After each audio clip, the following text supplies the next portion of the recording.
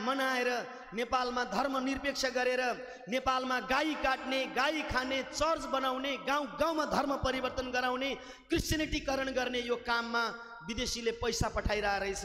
अस्ति भर्खर थाहा भयो, अमेरिकाले गाली गर्यो कि कति $मिलियन अरबौं पैसाहरू नेपालमा लिएर गएर गद्दार गरे, नेपाली नेताहरूले भ्रष्टाचार गरे भनेर आज नेपाललाई गाली गरिरहँदा तपाईहरुलाई चित्त दुख्दैन आफ्नो देशको विषयमा?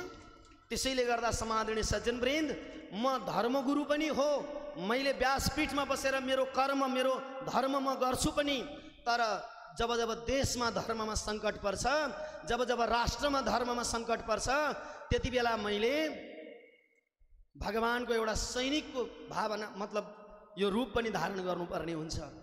किनभने गाई र माई भनेको हाम्रो आस्था हो, हाम्रो संस्कृति हो, हाम्रो परम्परा हो। यदि हाम्रो धर्म कसैले मास्न खोज्छ भने खबरदार, हामी गाईको माईको अपमान हामी सहदैनौं। यो हाम्रो सनातन धर्म हो। हामीले यो धोती लगाएर यो व्यासमा बसेर प्रवचन गरेर पेट पाल्न, आफ्नो भुँडी भर्नको लागि, पैसा कमाउनको लागि हामी गुरु भएर हिँडेको होइन। गुरु भएपछि धर्मको रक्षा गर्नु पनि गुरुको कर्तव्य हो। म यो यज्ञ सकेपछि काठमाडौँ जाँदैछु र हजुरहरूलाई म यही आशीर्वाद माग्न चाहन्छु कि मैले काठमाडौँमा गएर कुनै पनि उग्र रूप धारण गर्न नपरोस्। शान्त वातावरणले भगवान कृष्ण जसरी शान्तिदूत भएर जानुभयो त्यसै गरी गएर नेता, राजा सबैलाई मिलाएर, जनता सबैलाई मिलाएर नेपालमा धर्मको स्थापना, नेपालको गौरवमय इतिहासलाई फेरि पनि गएर कायम गर्ने कुरामा तपाईहरु सबैको आशीर्वाद मिलोस्। एक दिन सत्यमेव जयते, एक दिन धर्मको स्थापना गराएर छोड्छौं। हामी त्यो अभियानमा हामी लागेका छौं। कसैको आरोप प्रत्यारोपसँग डराउने छैनौं। समादरणीय सज्जनवृन्द, नेपालमा वैदिक सनातन धर्म भनेको हाम्रो प्राण हो। हाम्रो नेपालीहरूको पहिचान विश्वमा हिन्दू राष्ट्र नेपाल भनेर चिनिन्छ। आज हिन्दू राष्ट्र नेपाल हुँदा के आपत्ति थियो देशमा? म सबैलाई शान्तिपूर्वक उहाँहरूलाई सम्झाउन चाहन्छु, तपाईहरु मिल्नुस्। देशमा एउटा पनि जनता मर्न हुँदैन। यदि एउटा पनि जनता मरेर शासन व्यवस्था आयो भने त्यो हामीलाई स्वीकार्य हुने छैन। अबको मेरो भूमिका भनेको भगवान कृष्णले जस्तै शान्तिदूत भएर म सबैलाई सम्झाउन पुग्छु र त्यो आन्दोलन भोलि चर्क्यो भने पनि त्यो आन्दोलनमा कुनै जनता नमरुन्, त्यसको लागि एउटा शान्तिपूर्ण भाषा लिएर सबैलाई समेटेर सबैलाई एकजुट गराएर शान्तिपूर्ण ढंगबाट नेपालमा धर्म सापेक्ष राष्ट्र नेपाल भनेर एकचोटि फेरि विश्वमा गएर हाम्रो देशको प्रचार गर्ने यो हाम्रो लक्ष्य हो। त्यो आमाको सिन्दूर मेटिनु भनेको मेरो आमाको अस्मिता मेटिनु हो। यति कुराको याद गर्नुहोला। समादरणीय सज्जनवृन्द, संसारमा सबै चीजसँग छोडपत्र हुन्छ, तर जन्म दिने आमा र जन्मदै लिएर आएको धर्मसँग कहिले पनि डिभोर्स हुँदैन, छोडपत्र हुँदैन। यो कुरालाई याद गर्नुहोला सबैले। र आज विश्वमा कयौं राष्ट्रहरू क्रिश्चियन राष्ट्र छन्, कयौं राष्ट्रहरू मुस्लिम राष्ट्र छन्, तर आज विश्वको एकमात्र विश्वभरि भएका हिन्दूहरूको हिन्दू राष्ट्र नेपाल यो मास्नुपर्ने कारण के थियो?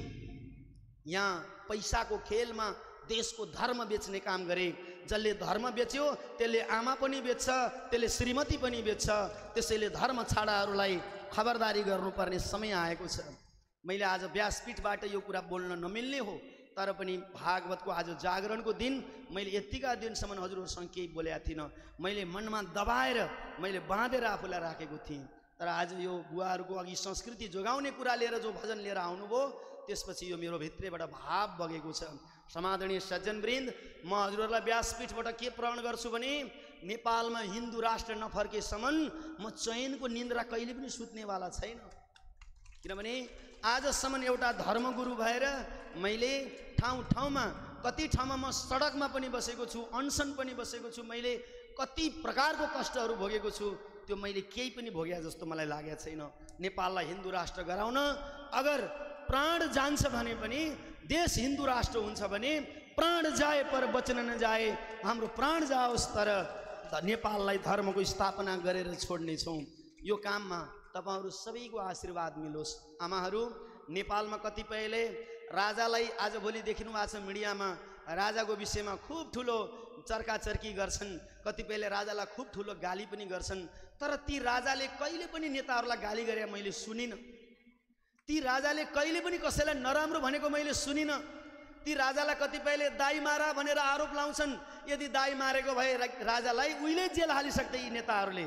उनको त्यो गल्ती कहिले भएन। विदेशी शक्तिले भारतको CIA लगायत यस्ता एजेन्टहरूले भन्नु पर्दाखेरि भारतको कांग्रेस ISS सोनिया गान्धीको डिजाइन थियो यो। म पक्का रूपले भन्न सक्छु। नेपालको राज संस्था सिद्ध्याएर नेपाललाई नै भारतले कुदृष्टि रूपले एउटा कब्जा गर्ने सोच थियो हिजो सोनिया गान्धीको प्रधानमन्त्री हुँदाखेरि भारतमा।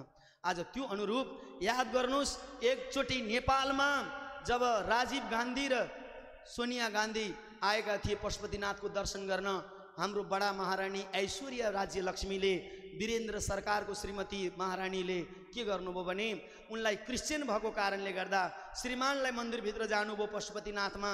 तर ऐश्वर्या महारानी अध्यक्ष हुनुहुन्थ्यो पशुपति विकास कोषको, उहाँले जान दिनु भएन सोनिया गान्धीलाई विदेशी धर्मको भनेर। त्यही रिसले गर्दा ऐश्वर्या रानीको मलाई टाउको चाहिन्छ भन्ने सोनिया गान्धीको त्यो वचन तिनीहरूले दरबार हत्याकाण्ड गरेर पुरा गरे। अनि एउटा दाजुभाइको परिवारलाई चाहिँ केही नगरे जस्तो गरेर भोलि आरोप यिनीहरूलाई नै खण्डिन्छ भन्ने यस्तो खालको ट्रिक, यस्तो खालको तरिका मिलाएर हाम्रो नेपालको प्राचीन इतिहास, हाम्रो परम्परा, हाम्रो धर्म, नेपालको राज संस्था मास्ने काम भयो। त्यसैले गर्दा म अनुरोध गर्छु, यहाँ मैले कसैलाई राजा ल्याउनुपर्छ देशमा भने पनि होइन, तर राजालाई अभिभावक बनाएर तिमीहरू नेताहरूले देश चलाऊ। यो नेपालमा 5-5 वर्षमा राष्ट्रपति कतिवटा चेन्ज गर्छौ तिमीहरू, कतिवटा जिल्लामा राख्छौ भोलि राष्ट्रपति, पूर्व राष्ट्रपतिहरू कहाँ थुपार्छौ तिमीहरू। त्यसैले देशले धान्न नसक्ने कुरालाई तिमीहरू जिद्दी नगर। नेताहरूलाई हामी यही चेतावनी गर्छौँ अब काठमाडौँ गएर कि नेपालमा राजा, नेता, जनता मिलेर यो देशमा शान्ति ल्याऊ, देशको विकास गर। कल कारखाना थियो, टायर, जुत्ता, जनकपुर चुरोट कारखाना, जुट मिलबाट हाम्रो सामानहरू विदेशमा जान्थ्यो। नेपाल धनी थियो, तर आज नेपाललाई कंगाल बनाए। हाम्रा दिदीबहिनी, दाजुभाइहरू, छोराछोरीहरू पढिसकेपछि 11-12 क्लास पढेपछि के छ अब लक्ष्य भन्यो भने अब हामी अस्ट्रेलिया जाने, अब हामी अमेरिका जाने, अब हामी क्यानाडा जाने। देशमा आज केही पनि उद्योग छैन, केही पनि आय स्रोत छैन। नेताहरू हाम्रा दाजुभाइ छोराहरूलाई विदेश पठाएको त्यो रेमिटेन्स पैसा खाएर, घुस खाएर देश चलाइरहेका छन्। भन्छन् नेपालमा धर्म आउनु हुँदैन रे। पहिला पहिला त मान्छेलाई धर्मसँग डर हुन्थ्यो, धर्मलाई मानेर राज्य सम्हाल्थे। तर आज देशमा धर्म छाडा भए सबै नेताहरू। एकचोटि तपाईहरू नेपालीहरू सबै जुर्मुनाउनु पर्छ, देशभरिबाट जाग्नुपर्छ। तर त्यो हिन्दू राष्ट्रको आन्दोलन कस्तो हुन्छ भने एउटा पनि जनता कोही मर्ने छैनन् र काठमाडौँको चक्रपथभरि करोडौं लाखौं जनताहरू हातमा फूल लिएर जान्छन् त्यो आन्दोलनमा। एकैचोटि शान्तिपूर्ण ढंगबाट नेपालमा वैदिक सनातन हिन्दू अधिराज्यको स्थापना गर्ने यो शुभ अवसर मिलोस्। म भागवत भगवानसँग यही प्रार्थना गर्दछु, यही आशीर्वाद माग्दछु। धर्म सापेक्ष गर्ने, हिन्दू राष्ट्र गर्ने, कोही जनता नमरुन्, देशमा शान्तिपूर्ण ढंगबाट नेपालमा हिन्दू अधिराज्यको स्थापना होस्, यो ढंगबाट हामी कार्य गर्छौं। यहाँ झगडा गर्ने, उसले उसलाई आरोप लाउने, उसले उसलाई गाली गर्ने बेला छैन। अब सबै मिलेर देश बनाउने बेला छ। यो काममा मैले एउटा ठूलो लक्ष्य राखेको छु। हजुरहरू सबैको आशीर्वाद मिलोस्। तपाईहरु सबैको एउटा आशीर्वादले पनि यो काम हुन्छ। यहाँ धेरै बुढाबुढी आमाहरू हुनुहुन्छ, तपाईहरुले यत्रो दिन व्रत बस्नु भएको छ, तपाईहरुले शुद्ध हृदयले आशीर्वाद दिनुस् गुरुजीहरूले गर्न लागेको आँटेको यो काम पूरा होस् भनेर।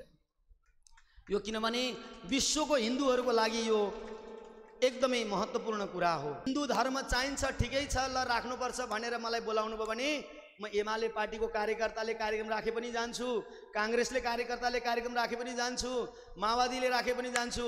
तर धर्म छैन भने म कोही आफ्नै भए पनि म त्यसकोमा टेक्नेवाला छैन। किनभने वैदिक सनातन धर्म जहाँ हुन्छ त्यहाँ विश्व ब्रह्माण्ड अटाउँछ। हाम्रो धर्मले कहिले पनि हिंसाको बाटो अपनाउँदैन। तसर्थ शान्तिपूर्ण ढंगबाट नेपालमा हिन्दू राष्ट्र गराउने यो लक्ष्य हामीले लिएका छौं। जहाँसम्म छैन नेपालमा, अब बाँकी सारा हाम्रा दाजुभाइहरू सबै विदेशिएका छन्। एकचोटि नेपालमा फेरि सनातन धर्मको बिगुल बज्नेछ, नेपालमा धर्मको स्थापना हुनेछ। त्यसमा हामी गुरुहरू, यी राजनीतिज्ञहरूको मार्गदर्शक भएर उहाँहरूलाई बाटो देखाएर जाने यो प्रेरणा भगवानले हामीलाई दिउन्। त्यसमा यस्तो प्रकारको गएर यहाँ समाजमा विकृतिहरू आउनेछ। अहिले नै धेरै विकृतिहरू आयो, विदेशीको क्रीडा बन्यो हाम्रो देश। हाम्रो देशको कत्रो इज्जत थियो, आज विदेशतिर जाँदाखेरि नेपालको गाली सुन्नुपर्छ। बडो बेइज्जतको अवस्था बनाएका छन् हाम्रो देशलाई। त्यसैले मैले यो लक्ष्य किन लिएको भने म गुरु भएर मैले धर्मको प्रचार गरेर हिँड्ने मान्छेले धर्म मासिरहेको, गाई काटिरहेको मैले हेर्न मिल्दैन, मेरो कर्तव्य हो। नत्र भने तपाईहरु भक्तहरूले खुवाएको यो नुनको मलाई श्राप लाग्छ।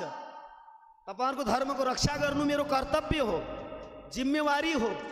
गुरु भएर, भागवत भन्ने भएर धनको पिछाडी र आफ्नो पेट पाल्नेतिर मात्रै लाग्ने काम गर्यो भने त्यो धर्मको रक्षा भएन। कतिपय अहिले नेपालमा टप लेभलमा कथा गर्नेहरू पनि हुनुहुन्छ, उहाँहरूलाई पनि म आह्वान गर्छु, काठमाडौँ गएर उहाँहरू पनि आउनुहुन्छ। हाम्रो कुबेर सुवेदीजी मेरो अत्यन्तै प्यारो मित्र हुनुहुन्छ। धेरै वर्ष अगाडि हाम्रो इटरीमा आन्दोलन भएको तपाईलाई थाहा छ कि छैन? पहिला त्यति बेला पनि उहाँले खुब ठुलो साथ दिनुभएको थियो। हाम्रो जगतगुरु बालसन्त महाराजजी, हाम्रो जगतगुरु कृष्णदासजी महाराजजी लगायत देवघाटका महाराजजीहरू, उहाँहरू सबैसँग सल्लाह भइरहेको छ। हामी काठमाडौँमा अब एकै ठाउँमा जम्मा भएर यो कार्यक्रमहरू अगाडि बढाउँदैछौँ र आउने आगामी कार्यक्रमहरूमा पनि हामी सबै एक ठाउँमा भएर धर्मगुरुहरू, माताजीहरू सबै भएर यो धर्म रक्षा गर्ने हाम्रो कार्यमा हामी एक ठाउँमा आउँदैछौँ र हाम्रो हरेक ठाउँको कार्यक्रम, हरेक दिनको कार्यक्रमहरू तपाईहरुले हेर्न पाउनुहुन्छ। गोविन्द भगवानको